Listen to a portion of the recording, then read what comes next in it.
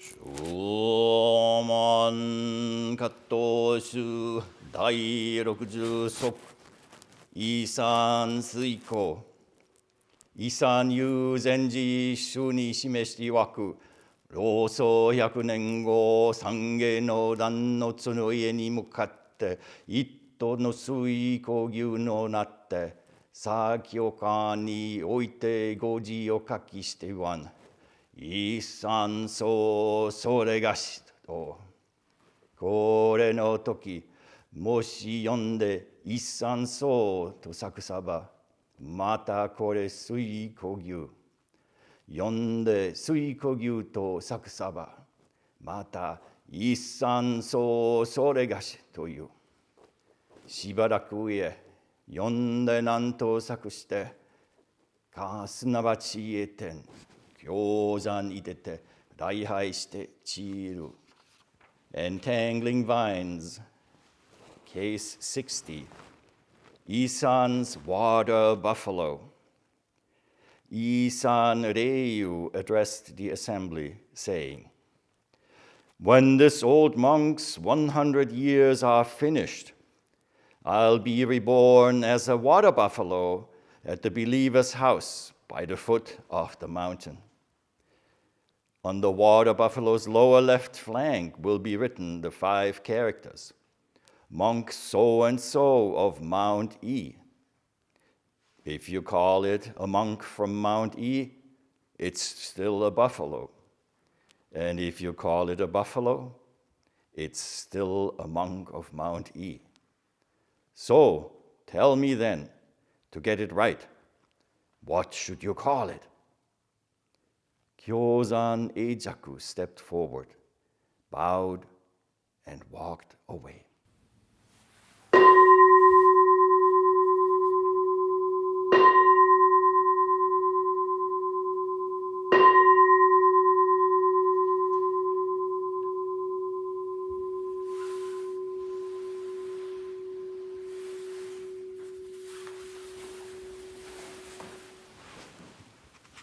What a wonderful day, beginning in the darkness,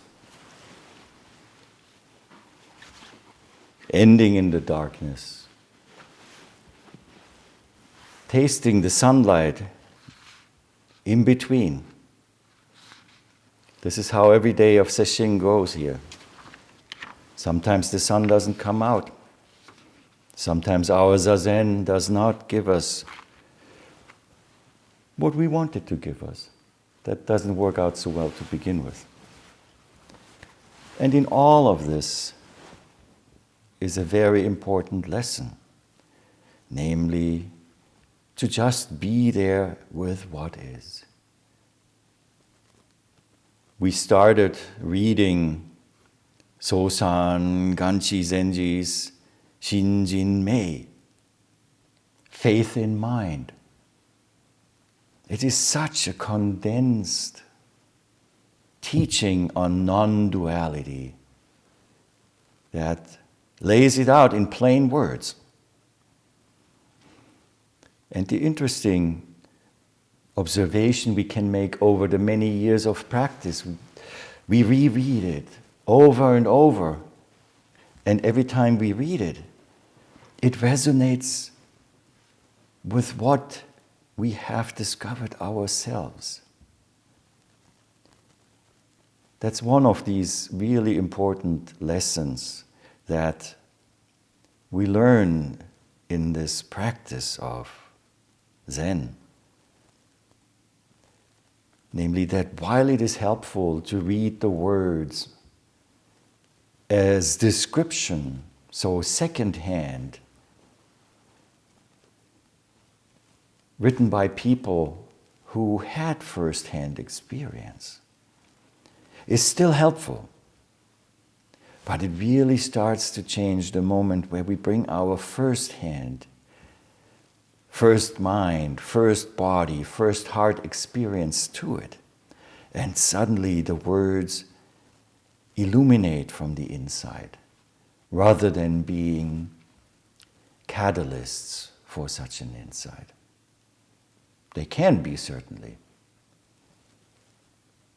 But once we fill it with our own life, our life's experience, the moments we find where no person is there, but full presence.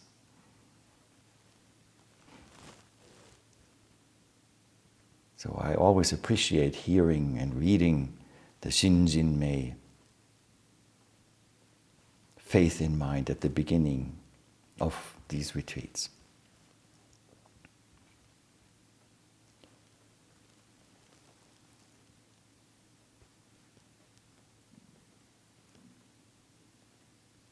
It's very nice and warm in here now. The new heating system that we have works really well. Sometimes we hear it in the Zendo, and if we take offense of the added sound, then it will be difficult to do Zazen. But if the heating system just is another manifestation of this underlying, always sounding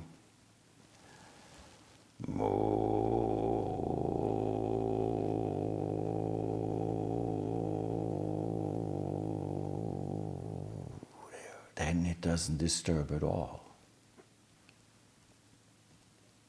It actually provides heat and dehumidification in the summer.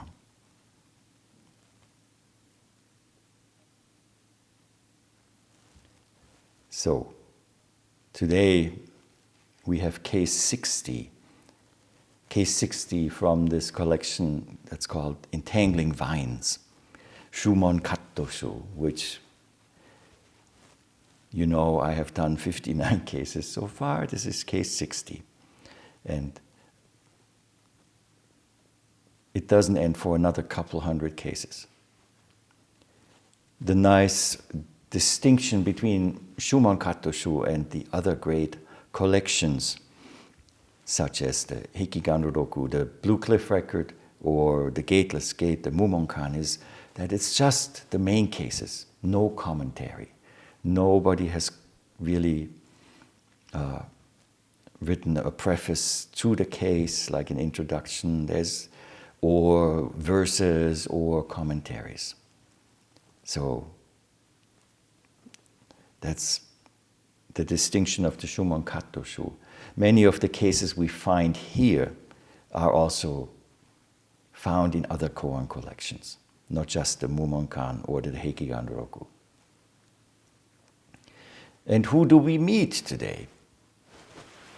Today we meet Isan Ryu. Isan Ryu, who lived from 771 until 853. And Isan appears in 12 cases in this Shumon Kattoshu. This kind of biographical sketch that we give for the Zen teachers, the ancestors, mostly is drawn from one collection, the Keito Dento Roku, the record of the transmission of the lamp, which was recorded in the 1100s, so in the 12th century in China. And since this is easier for me to pronounce the names in Japanese than in Chinese, which I'm trained not, I will use the Japanese names, except when I refer to places, because places, we know where they are nowadays. So Isan Ryu was a native of Jiangxi in Fuzhou. His family name really was Zhao. He became a monk at the age of 15. And at 22, so 7 years later, after he had studied the Vinaya for 7 years, he joined the assembly under Hyakujo Eikai. We all know Hyakujo Eikai from various koans, but also from the underlying approach to this practice. Do you remember anything that Hyakujo said that we refer to quite often? Causation? Law of cause and effect? Yeah, he is in the koan about the fox, yeah? Hyakujo's fox. But he also put together rules for the monastic community. Yeah? No work, no food. Yeah, we remember that, yeah? A day without work is a day without food. And he didn't just say that to be a mean guy. The circumstances when he was saying that was that he was sick. He was sick, and one of his attendants brought him food. And so he was really saying it about himself. A day without work is a day without food. So that is this Hyakujo Eikai. Isan Ryo became a Dharma heir to Hyakujo Eikai. His awakening, according to another book that's called the Pointing to the Moon Record, occurred when Hyakujo asked Isan to go and look if there is any fire left in this fireplace that looked completely cold, burned out. That stove, or it probably was some kind of hibachi or open fire. And it looked cold. Go and look if there's any fire left. It was obvious. We looked at it. There was no smoke. You put your hands there. No. So Isan went over, looked at it a little bit, and after searching, he said to Hyakujo, well, there ain't anything there. Nothing here. Can't find anything. Hyakujo got up, took probably one of the metal chopsticks that is used for moving the coals, and started poking around in the ashes. And of course, finding a small piece of ember. Remarking to Isan, you said there was none. How about this? And Isan had this sudden awakening.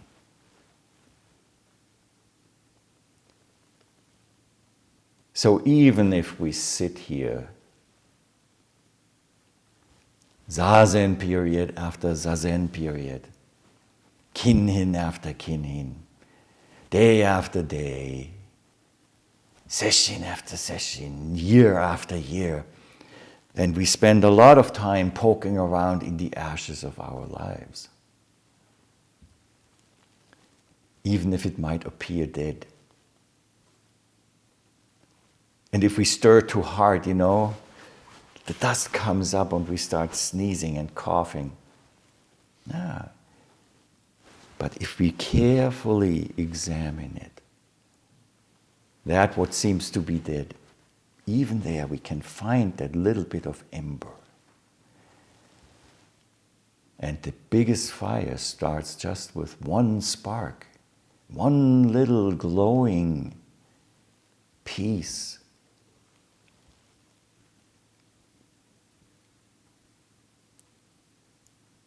It's a wonderful metaphor, a wonderful image for what we do in this practice. As long as we are alive, there is this ember in us. And even though we might feel that our lives are just messed up, and by coming here actually getting worse,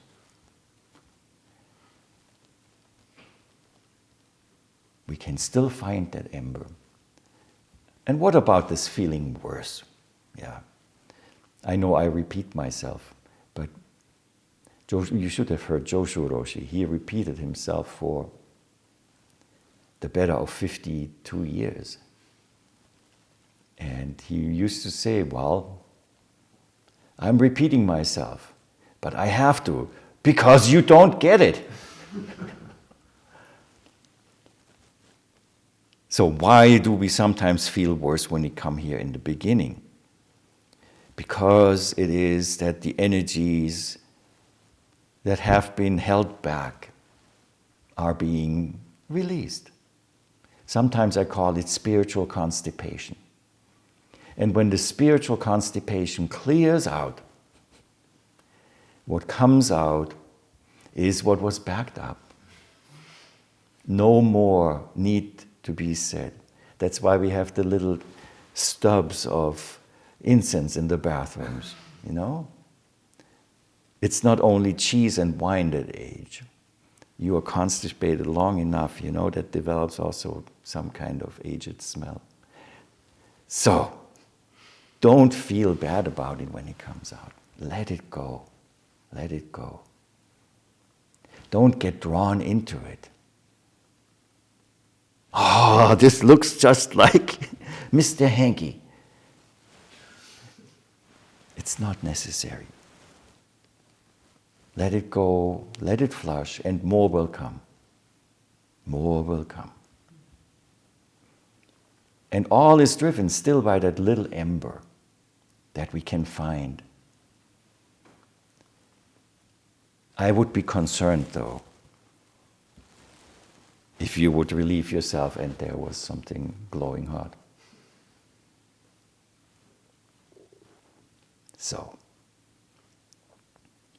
So for many years, Isan served in Hyakujo's monastery as, guess what? The tenzo, the head cook. The head cook for the whole assembly. It's so important to realize that the preparation of our meals and of the medicine that we receive at night, it's called medicine because according to the subcontinental Indian Vinaya rules, you're not allowed to eat in the evening. And even the term actually is from the Chinese yakuseki. So it means medicine stone. Medicine stone because, of course, once Buddhism moved further to the northern countries, people got hungry. And when you're very hungry, your tummy hurts. So they used to warm up stones and lie them down on the stomach so it would stop hurting. We get to eat. And the tenzo, the daiten, the shoten, the head tenzo, and the assistant tenzos, they are responsible for providing us with the food that is a manifestation of their practice within our community. So it's a wonderful exchange of our zazen informs and brings the energy to the whole group, which through the daiten and the shoten and the tenzo finds an outlet in the food that we receive. And sometimes it's okay not to eat. So he was a Hyakujo's tenzo. And as we have just recently experienced, sometimes the heads of monasteries say, well, I've done my part. I want somebody else to take over. I have other plans now. And so Hyakujo came to that time in his life. And he wasn't really interviewing, but he was looking for a new person to head the monastery. So one day, with the assembly there, he took a jug of water, or for water, just it's described as a jug, and he put it down and asked, if you call this a jug, Now, if you can't call this a jug, then what do you call it? And all the monks were there. And the head monk, not the Tenzo, the head monk came and said, you can't call it a wooden sandal.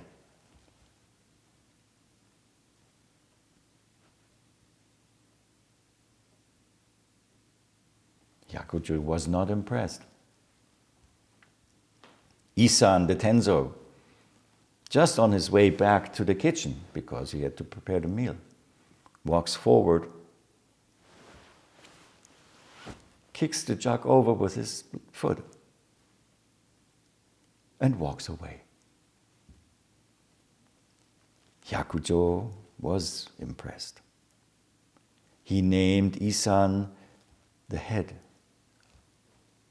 actually, of a new monastery on that Mount E. That's where the Isan, Mount E, comes from.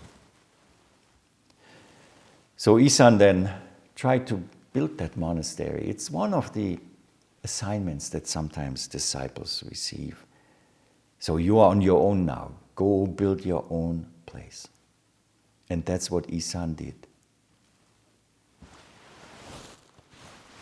So on this mountain, Mount E, in Tanju, Isan built himself a hut. And in that hut he continued to practice. And after about 8 years, the locals had caught on to him. Students began to gather around him. And eventually the monastery housed over 1,500 followers. Isan was well known especially for being calm, for being patient, and for displaying skill in guiding each of these 1,500 people who came to study through his teaching. He produced 41 successors. And the most important of them appears also in this koan, Kyozan Eijaku. That is the person in the second part of the koan. But there was also Reion Shikin and Kyogen Chikan. But with his main disciple, Kyozan Eijaku, Isan together, they founded a new school that was called the Igyo lineage. I-san, I-san, Kyo-san, I-gyo. The first characters from each name, I-gyo, Igyo lineage. Very interesting. There are many koans that speak about the interactions between Isan and Kyozan. Many. In the Katoshu, there are at least 6 of them. And what happened in that Igyo lineage is that they came up with a very specific way of circles and arrangements of circles in pictures that meant very, very specific things. And actually, in the Shumon Katoshu, there will be some of the koans that deal with these circles, the circle figures. But also, let me share with you one of Isan's teachings. And that is a teaching that helps us clarify what is the relation between sudden awakening and gradual and continual cultivation. It's an important thing to know. Awakening is often understood in very, very idealized ways. You awaken and everything will just be good. And I've taken to the image that awakening is like you've been sitting in a dark room without windows for many, many, many years, and it's completely dark. And suddenly the light comes on, and you see. But there's no guarantee that you will like what you see. Because there in the corner of that room there's a pile of used underwear that is also well aged. You see all the things that are there. And that's where the cultivation then starts. I have to clean that up. Then after, as we know, after the washing, you have to dry it, you have to fold it, you put it out. And all of that. So here's what Isan says about that. If a person is truly awakened and has realized the fundamental, and they are aware of it themselves, in such a case, they are actually no longer tied to the poles of cultivation and non-cultivation. But ordinarily, even though the original mind has been awakened by an intervening cause, so that the person is instantaneously awakened in their reason and their spirit, yet there remains the inertia of habit, formed since the beginning of time, which cannot be completely eliminated with one stroke. They must be taught to cut off completely the stream of their habitual ideas and views caused by the still operative karma. This is cultivation, or we could call it a process of purification. I don't say that they must follow a hard and fast special method. They need only be taught the general direction that this cultivation must take. So there are specific terms actually for these two things. And even within these habitual energies and conditions that make us arise, there are ones that we can realize and awaken to. That's the bonno in the fourth vow. Bonno mujin. It's the second vow, I can't even count anymore. Bonno in the four great vows. Those are these karmic energies, the effects of habitual energies that we can see. But then there are some we cannot see. They're called shikke. Shikke. So bonno and shikke. And what Isan says here is exactly that.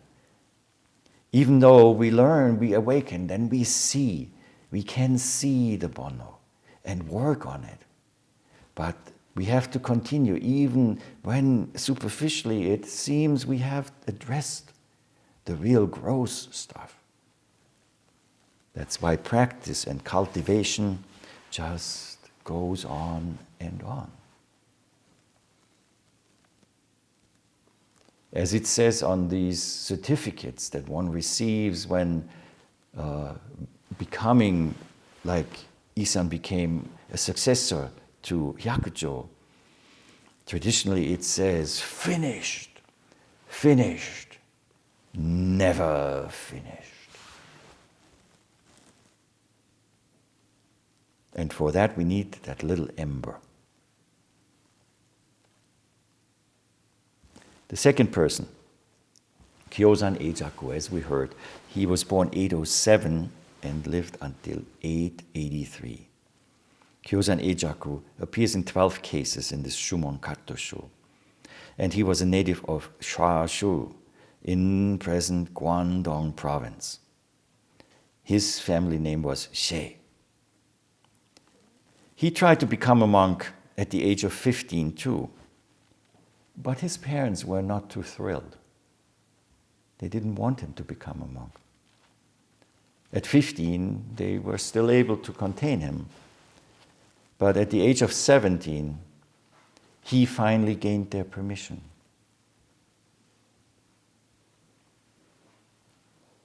He didn't just ask.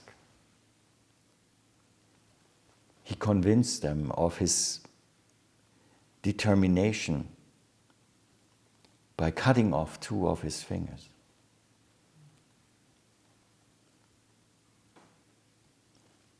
After studying again the Vinaya, which was very prevalent in Buddhism in these years in the 9th century, he visited several of the great masters of his time in the various traditions and finally joined an assembly under Tengen Oshin. He left Tengen Oshin's place after having some measure of awakening, still going on pilgrimage, and he entered the temple of Isan Ryu. One day, he asked Isan, "Where does the true Buddha abide?"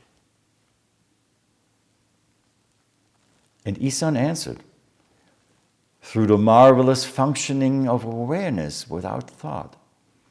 Turn the mind inward to contemplate the infinity of the Spirit's light. With thinking exhausted, the mind returns to its source, where nature and form are eternal, and phenomena in principle are non-dual. There is the true Buddha's suchness." Hearing these words, Kyo-san awakened. He stayed with Isan for 15 years and became also a Dharma heir. He's the second founder of this Igyo school and lived later different temples. And what he brought to Isan's style is that what he had encountered by Tangen, and those were those circle figures that were taken down in this Igyo lineage. So these are the folks who appear in this koan.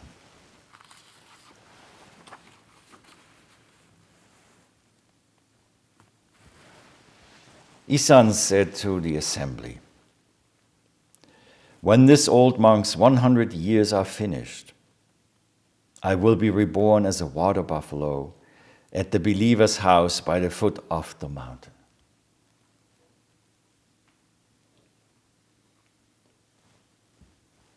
Interesting statement. Why is a water buffalo? Are there any Buddhist teachings that deal with different places or different realms of existence? Yeah, of course. How many are there? 6, yeah, of course there are 6. And I talked about that at length just a few koans ago in case 57, which was about the Bonmo-kyo, where it says that it is, one should not lose a human birth. It will not be possible to regain it in 10,000 kalpas. I talked about that in length, so I will not do it again today. But what are those realms? On the top there are the heavenly beings, the devas. That's the penthouse, I said, of that hotel that has 6 floors. Then on the 5th floor, you have the manusya, the human beings. That's where we are. Then 1 floor down, you have the demigods, the asuras. And they're quite angry sometimes. They're angry because they're not God, they're only half God. And they're angry even though they have supernatural powers. So in many belief systems, actually, they are blamed for troubling us humans as illness or natural disasters and so on. But sometimes, as I said in the Teisho before, they get on the elevator and go up to the 5th floor and trash the Deva's place and then go back down to their floor. That's the Asuras. Animals are one level lower again. Then we have the Pretas, the hungry ghosts. And finally we have the hell dwellers in hell, Naraka.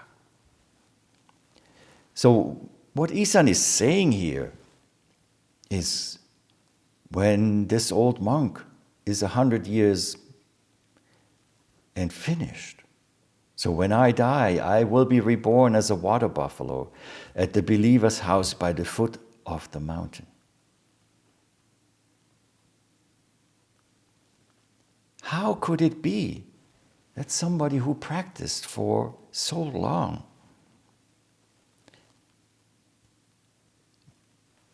be demoted down to the animal realm?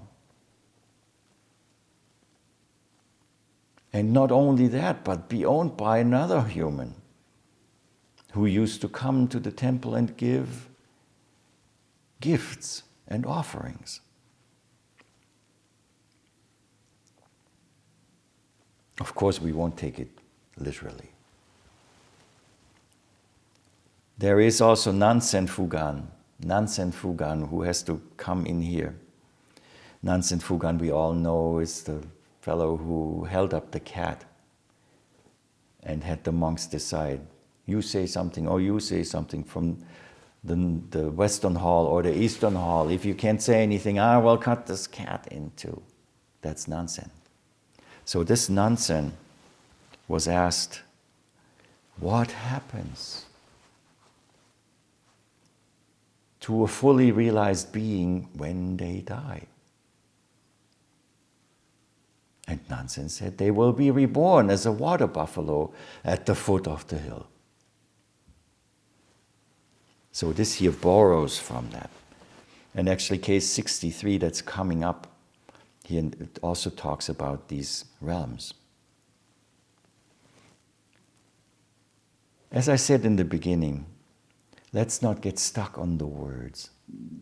So these teachings are meant to help us understand our own existence. And let's not look at those realms just from the point of view that it's used sometimes when we study Buddhism in an academic sense. It's easy to say, oh yes, these are descriptions of psychological states that we human beings go through.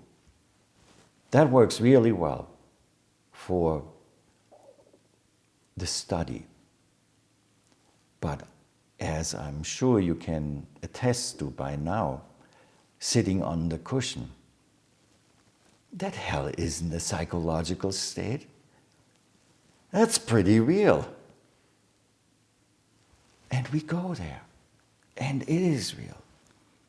We can find the aspects of ourselves, of heavenly beings, doing deeds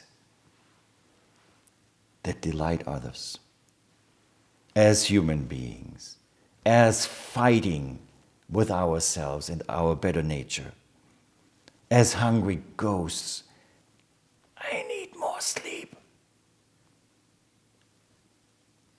Or even as hell dwellers, mostly on the cushion, right?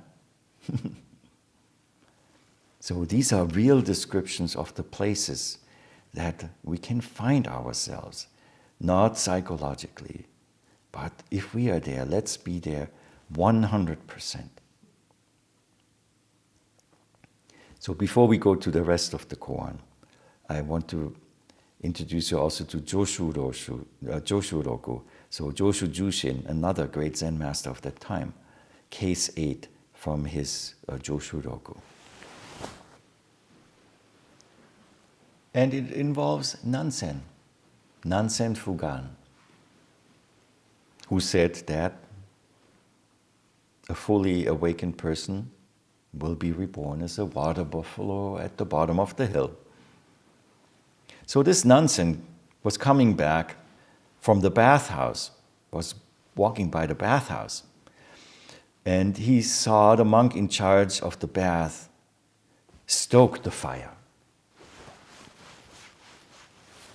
And Nansen said, "What are you doing?" The monk said, "I'm heating the water for the bath." Nansen said, "Don't forget to invite the water buffalo to take a bath." The monk says, what do monks say? Hi! Right? Hi! That's what we say. Yes! Complete presence. Evening comes. The monk appears at Nansen's door. Opens up. Nansen says, "What's up?" The monk says, "Venerable water buffalo, the bath is ready." Nansen looks at the monk and says, "Did you bring the leash?" The monk had no reply. Nansen closed the door. Later, Joshu came, and Nansen recounted what had happened. And Joshu said to Nansen, "I've got something to say. I know the monk couldn't speak, but I've got something to say." And instantly Nansen said, "Fine, but did you bring the leash with you?" And Joshu dashed forward and took his nose and said, and grabbed Nansen by the nose and started pulling him along. To which Nansen just said, okay, that's okay, but it's a little too coarse." So that is Nansen and Joshu, water buffalo. Venerable water buffalo. What does a water buffalo do?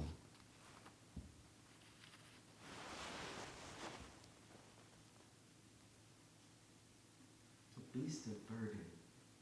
Yeah?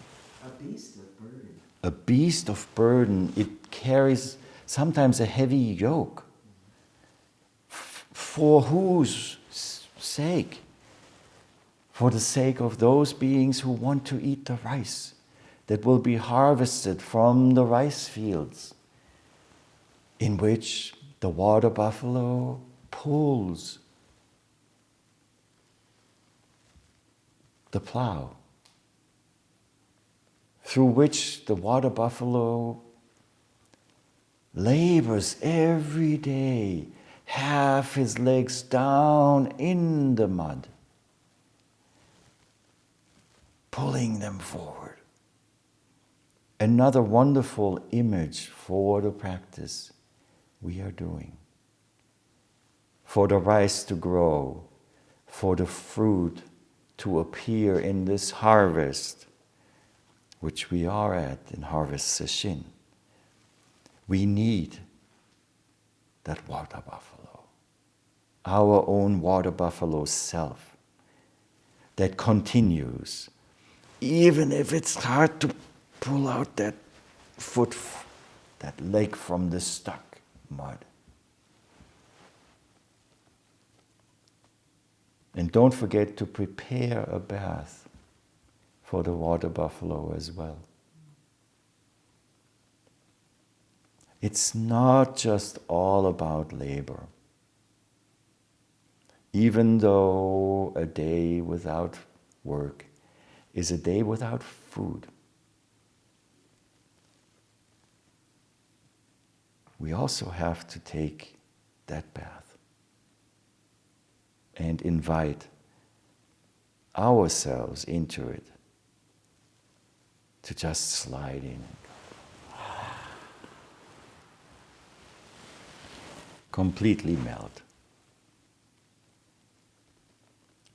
So what Isan said then in the koan.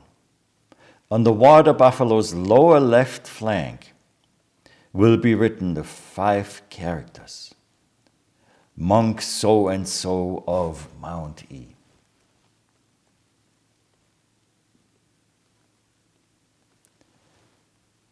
There's an old Chinese story that also deals basically with karma. And it says that if you die owing somebody substantially, you will be reborn in that person's household as an animal. Maybe a water buffalo. And then your family has to go and purchase that animal to make up for what you owe. A very interesting description. Also pointing to the various realms in which we might exist, but also that karma doesn't just dissipate unless we attend to our bonno and shike. It doesn't go away by itself. And maybe one of the most important things is not to create more harmful karma. Something we should be really aware of.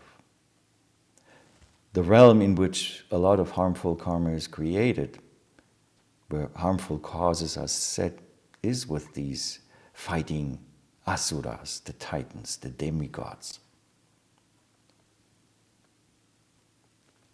Don't fight with yourself in Zazen. Guess what will happen? You will lose.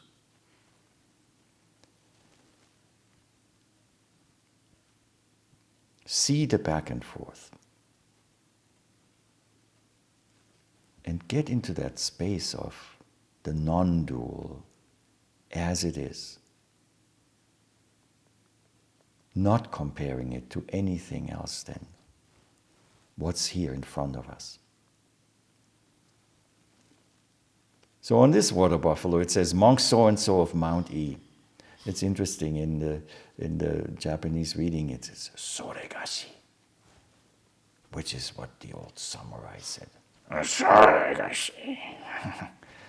It's I. Now Isan says, so if you call it monk from Mount E, it's still a buffalo. And if you call it a buffalo, it is still a monk of Mount E. So tell me then, to get it right, what should you call it?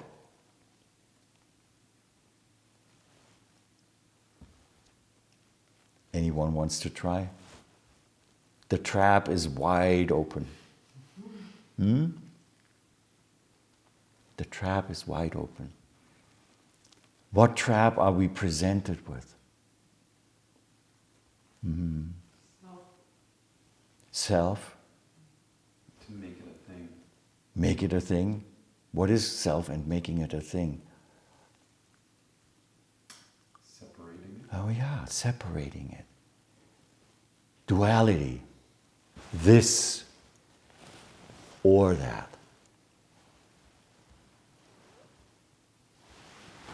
Is it this or is it that? What do you call it? If you can't call it a buffalo, if you can't call it a jug, what do you call it? If it's not monk so-and-so from Mount E, I say it's still a buffalo. And if you call it a buffalo, I say still it's a monk of Mount E. Whatever you do, I will be opposed to you. Because you create the opposition by taking a fixated position.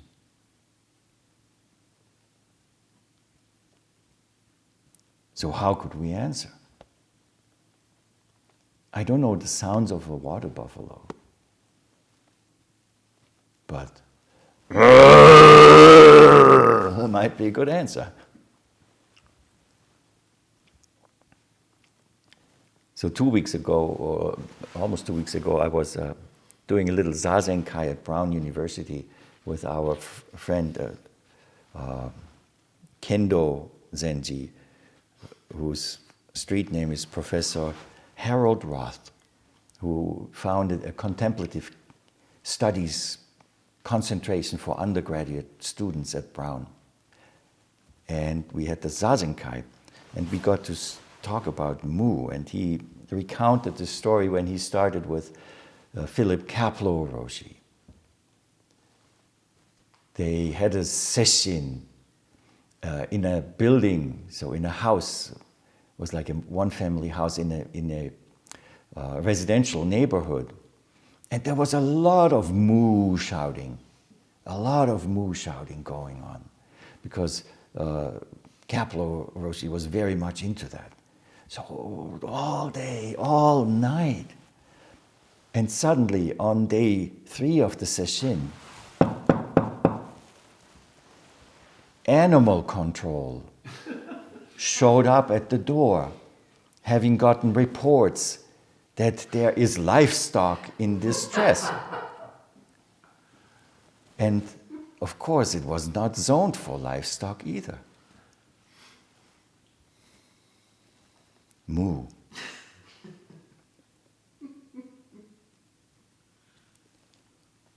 Would be a good answer here, true. But Kyozan Eijaku, just like Isan, he just stepped forward, manifested himself in a non-dual way, and walked away. Not different from Isan himself, kicking over that jug. Yeah? So, an interesting koan.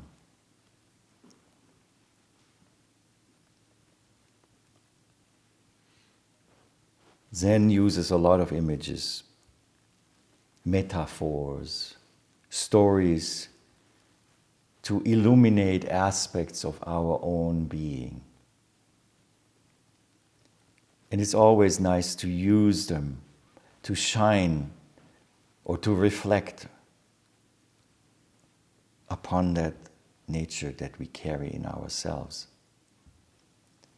See if you can connect with that water buffalo that toils day in and day out in this practice, that carries a heavy yoke for our sake. See if you can find the monk who said about the jug, you can't call it a wooden sandal. That's our thinking self. See if you find devas, if you find yourself in the human realm. If the asuras appear, or when they appear. When your paramecium mind, your animal mind, comes. Just reacting. When the hungry ghosts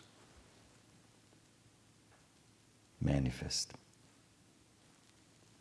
Hell, I don't have to remind you of, you will know. So,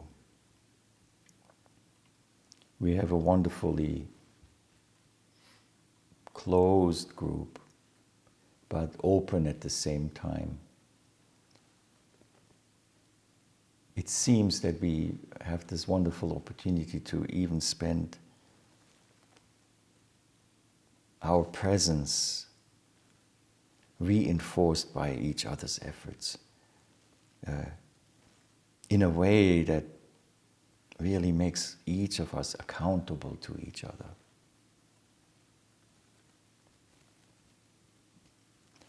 It's not often the case that we can experience that. When there are 40 participants here, it's quite different. So I, for my part, consider this a cup of the most delicious wine. So let's continue to sip on that cup together.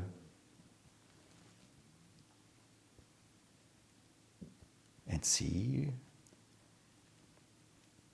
where it brings us.